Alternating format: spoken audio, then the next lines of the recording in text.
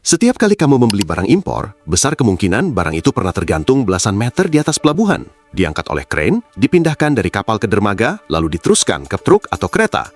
Dari bawah, pekerjaannya kelihatan sederhana. Angkat kontainer, geser, turunkan. Padahal di dalam kabin, ada satu orang yang sedang mengendalikan puluhan ton baja sendirian. Ia harus membaca arah angin, mendengar instruksi radio, memperhatikan posisi truk dan kapal, lalu membuat keputusan kecil yang tidak boleh salah. Satu gerakan terlalu cepat bisa membuat kontainer berayun. Satu pendaratan yang buruk bisa merusak barang, menghentikan operasi, atau membahayakan pekerja di bawah. Skalanya juga tidak main-main.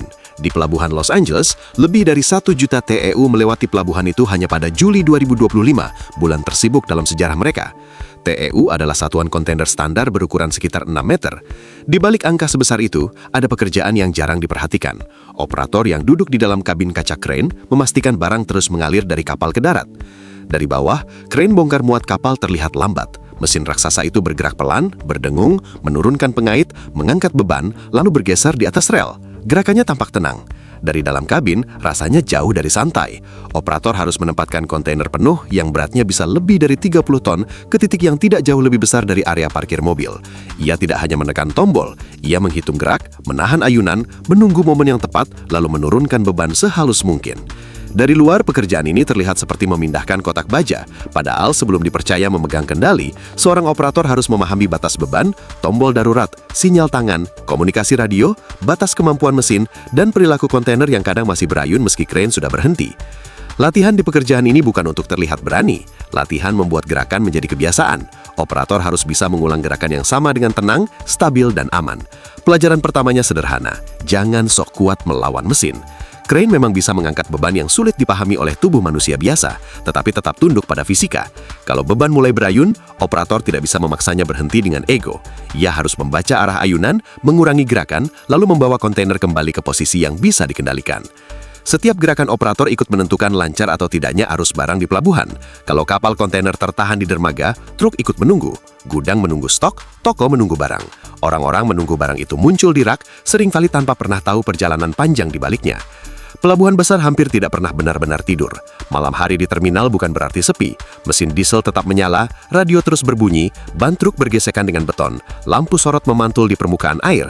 Jauh di atas semua itu, seorang operator crane menggerakkan tuas dengan tangan, menentukan apakah ribuan ton barang terus bergerak atau berhenti di tempat. Crane itu sendiri bukan sekedar kait besar yang tergantung pada kabel. Crane bongkar muat modern memakai alat berbentuk rangka persegi panjang yang disebut spreader. Alat ini mengunci keempat sudut kontainer. 4 sudut kecil itulah salah satu alasan pengiriman global bisa berjalan rapi. Kotak baja yang sama bisa naik kapal, masuk truk, lalu lanjut ke kereta tanpa perlu membongkar isi di dalamnya. Spreader harus turun dengan sangat presisi. Ia menyentuh bagian atas kontainer, kunci putarnya masuk ke posisi, lalu sistem memastikan beban sudah terkunci sebelum kontainer diangkat. Kalau operator terburu-buru di tahap ini, masalah bisa muncul sejak detik pertama. Mengangkat kontainer baru bagian yang terlihat. Operator juga mengendalikan troli, kecepatan angkat, posisi crane di rel, dan ayunan beban.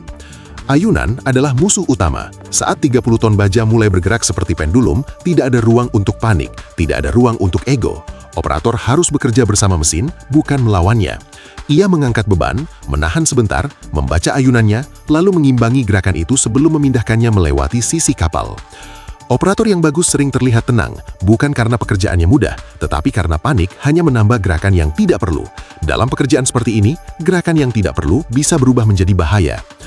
Pada titik ini, pekerjaan crane tidak bisa ditangani oleh operator saja. Semua orang di bawah harus bergerak dengan bahasa yang sama.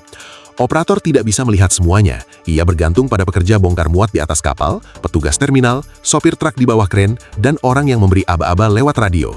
Instruksinya pendek, tahan, turun pelan, stop, aman. Kata-kata itu sederhana, tetapi taruhannya besar. Kontainer tidak peduli apakah seseorang salah dengar atau terlambat merespons. Sebelum crane bergerak, pekerjaan penting sudah dimulai di bawah.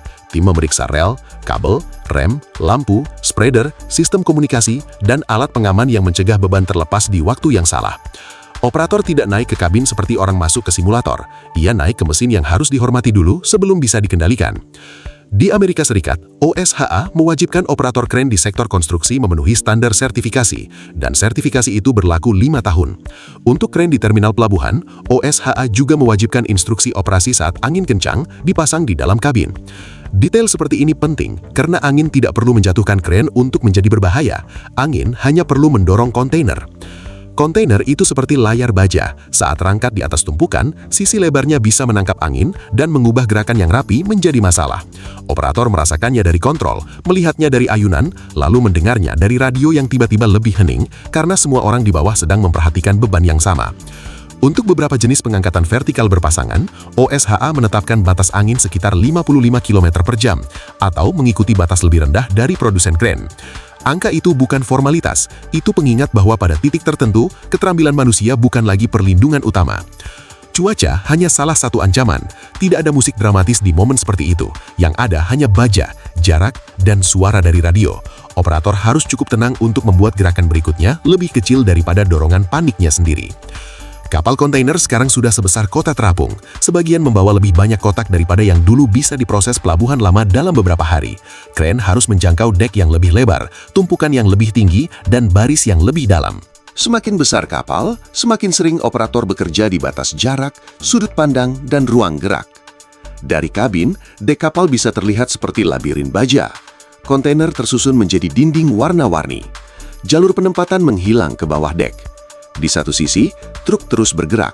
Di sisi lain, kapal sedikit bergoyang.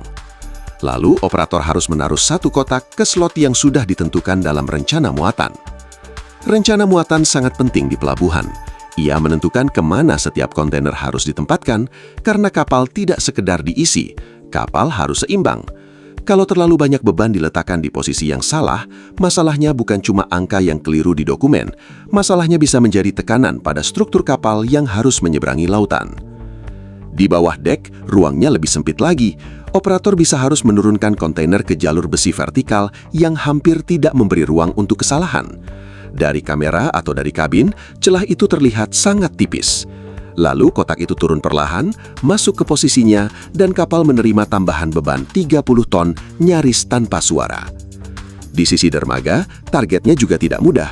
Rangka truk menunggu di bawah kren, siap menerima kontainer tepat di 4 titik pengunci. Sopir tahu beban itu ada di atasnya. Operator juga tahu ada orang di bawah sana.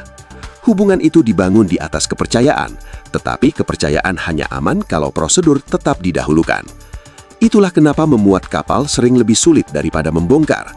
Saat membongkar, operator mengambil kontainer dari posisi yang sudah ada. Saat memuat, ia ikut membangun dinding kargo bergerak dalam urutan yang benar, sementara kapal, terminal, dan jadwal terus menekan agar pekerjaan tetap berjalan.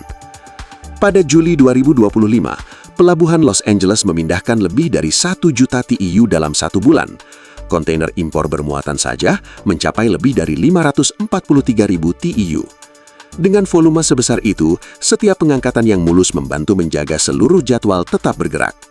Kalau jadwal itu terganggu, efeknya merambat. Kapal tertunda, jadwal sandar bergeser, kapal berikutnya ikut menunggu. Truk terlambat, kereta berubah jadwal, gudang menunggu barang, pengiriman mundur. Satu kren memang tidak mengendalikan seluruh rantai pasok, tetapi satu kren bisa menjadi titik di mana rantai itu mulai menegang. Pelabuhan besar seperti Los Angeles menangani 10,2 juta TEU dalam 2025. Angka sebesar itu terlalu besar untuk terasa nyata, jadi lihat dari satu kontainer saja. Di dalam satu kontainer bisa ada komponen mobil untuk jalur produksi, barang elektronik untuk toko, perlengkapan medis untuk rumah sakit, atau peralatan pendukung militer yang masuk ke jaringan logistik lebih besar. Sekarang kalikan dengan ribuan kontainer dalam satu kapal. Dari sini kelihatan kenapa kren bukan cuma alat pelabuhan. Ia ikut menentukan seberapa lancar barang bisa masuk dan keluar dari sebuah negara. Sebuah negara bisa punya kapal besar, rel panjang, dan armada truk yang banyak. Tetapi kalau barang tidak bisa bergerak rapi dari kapal ke darat, semuanya tersendat di garis pantai. Crane adalah titik pertemuan antara laut dan darat. Titik itu harus cepat, tetapi kecepatan tanpa disiplin hanya nama lain dari ceroboh. Operator yang baik tahu bedanya. Mereka memangkas waktu dengan gerakan yang halus, bukan dengan mengambil resiko bodoh. Ritmenya terlihat sederhana. Sprander turun, mengunci, mengangkat, bergerak, melambat, mendarat, melepas, lalu kembali. Tidak kasar, tidak heroik. Justru ketenangan itulah yang sering membuat pekerjaan ini mudah diremehkan. Ada hal lain yang jarang dipikirkan orang tentang kabin crane. Rasanya bisa sangat terisolasi. Operator duduk jauh di atas pekerjaan, terpisah oleh kaca, baja, ketinggian, dan suara bising. Tetapi pada saat yang sama, ia terikat dengan semua orang di bawah lewat radio dan kepercayaan. Ia melihat kontainer, ia melihat jalur truk, ia melihat palka kapal, ia mendengar instruksi, lalu ia membuat keputusan dengan tangannya. Tekanan seperti itu berulang ratusan kali dalam satu shift.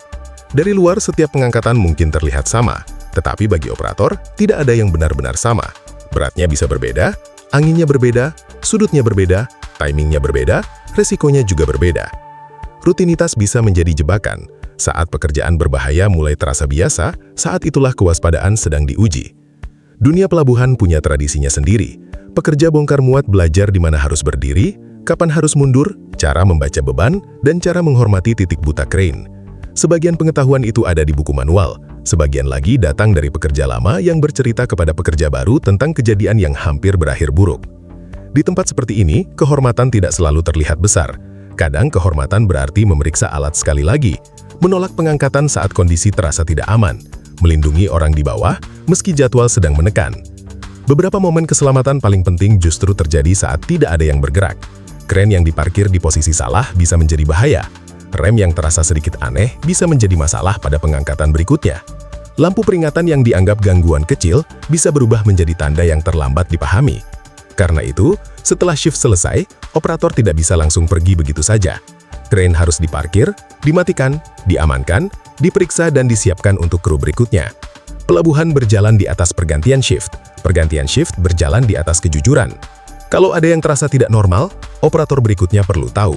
Sprander sempat lambat merespons, radio sempat putus, rem terasa lemah, angin mendorong lebih kuat dari perkiraan.